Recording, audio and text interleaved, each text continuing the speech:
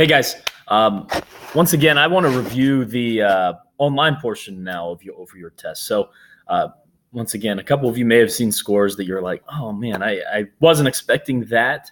But this is an opportunity, once again, to just, as we go through here, maybe see some things that might have caught you up. So I'm going to go through this and take this test, and kind of you can come along with me and see what I'm thinking. All right, so let's start it. Now, as always, I'm going to give you guys a map, and I will do this every single test. It should be nothing to trip you up anymore. All right. Right here we have North America, South America, Europe, Africa, Asia, Australia. So let's go ahead and fill those in. Now, some people get confused. You might see how there's only a couple answers you can see. Got to make sure you scroll down. Just use two fingers and scroll down. Australia. Right here, we have the Indian Ocean. All right, remember, this is India right here. It's India, Indian Ocean. Over here, we have Asia. Here, this is the Pacific. Okay, easier way to remember, this is Atlanta, Georgia. Makes this the Atlantic Ocean. Okay, this is the Pacific Ocean then.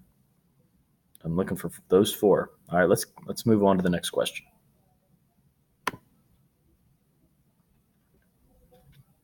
All right, two-part question. Be sure to answer both parts to receive full credit. Prior to the Industrial Revolution, what type of society did both Europe and America share? Remember, we had a society called an agrarian society. And prior to the Industrial Revolution, you should automatically eliminate industrial. Didn't really talk about a feudal or a tribal society at all this year. So agrarian's the best answer there. Society that's based on what?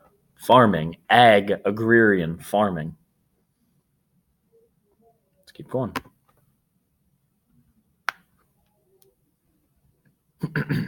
All right, two-part question. Be sure to answer both parts to receive full credit.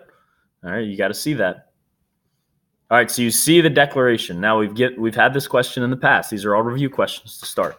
The Declaration of Independence clearly reflects the ideas of, remember, we talked about John Locke and we said natural rights. Now, Thomas Hobbes said, look, we should have an absolute monarchy. He thought people were naturally evil, as opposed to John Locke thinking they were naturally moral. So this is not it. Adam Smith, laissez-faire. Obviously not Abraham Lincoln. Should be John Locke. Part B, choose the section of the text that provides that deals with citizens' natural rights. All right, so there's a couple. A decent respect to the opinions of mankind requires they should declare the causes that impel them to separation. Is that dealing with natural rights given to you at birth? No. They are endowed by their creator with certain unalienable rights or untakeable rights that can't be taken from you. They're given to you at birth. Natural rights, life, liberty, pursuit of happiness.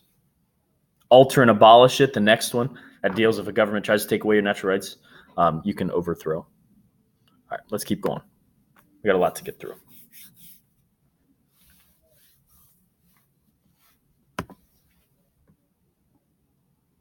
All right, so this one, I'm going to let you kind of read through it, but I will highlight a word here. Hands-off business. Laissez-faire. Okay, look for those keywords. All right, so we're looking for push and pull factors here. Push and pull factors. Something that's a push factor. Excuse me. Something that's a push factor. Something that's pushing you away from your country. Something that's a pull factor. Something that's drawing you to a new place. All right. And then obviously both push and pull factors within the scenario. So here's the directions. Push and pull factors played a major role in the growth of immigration during the early 20th century. Each of the stories below show a push, pull, or both push and pull factor. Drag the story to the appropriate column. So you have to look in here, and is something pushing them out of their land or something drawing them to a new land? Or is there both here? Let's just do two. Let's just do two together. Do this one. My name is Derriere. I don't know if that's how you pronounce it. My name is Dare McCormick. I'm a potato farmer in Ireland. This past year has been horrible for me.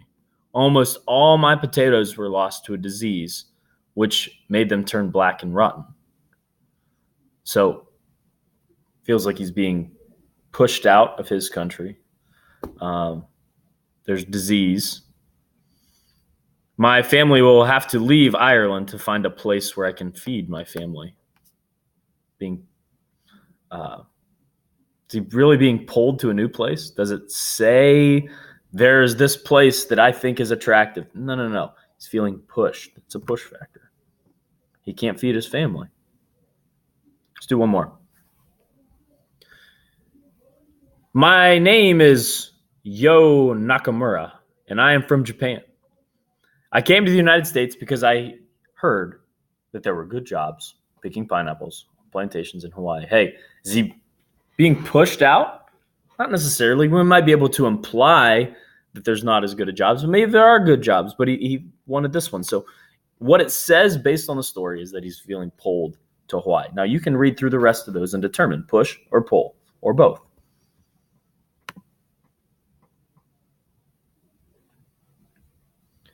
During the late 1800s, the port of entry for the majority of European immigrants, hey, we talked a lot about this, Ellis Island. Okay, Angel Island was on the west side, so not European immigrants, that would have been Asian immigrants.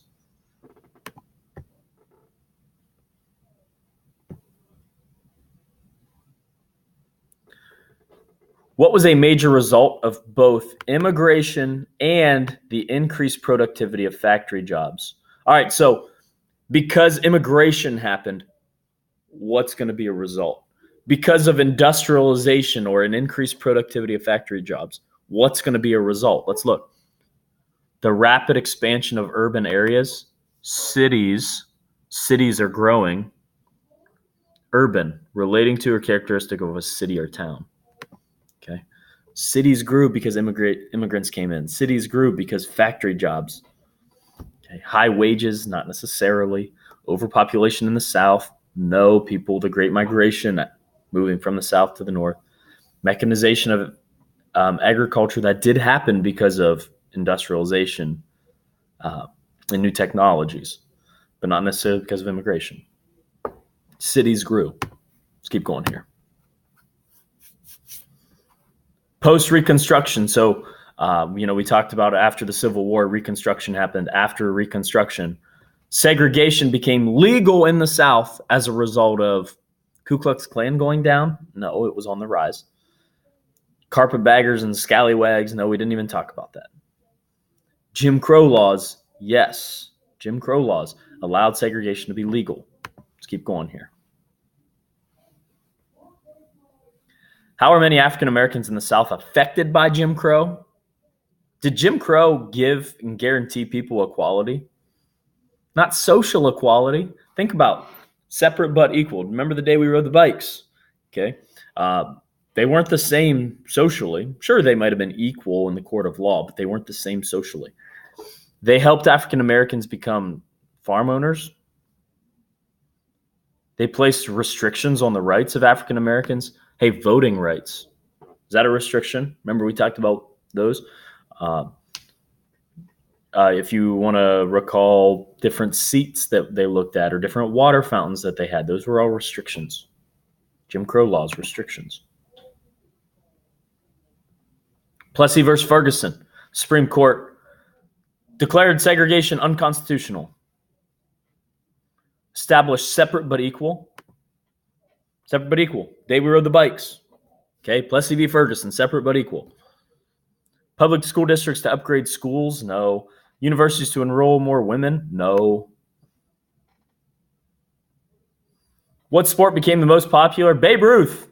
Talked about Babe Ruth. Baseball. The NAACP, National Association for the Advancement of Colored People, was an example of how African Americans used the court system. All right. They were not out rioting. They were not out protesting violently. They were using the court system to fight against discrimination. Okay. They formed their own political party, not necessarily. Ended all segregation in the South by no means. founded settlement houses.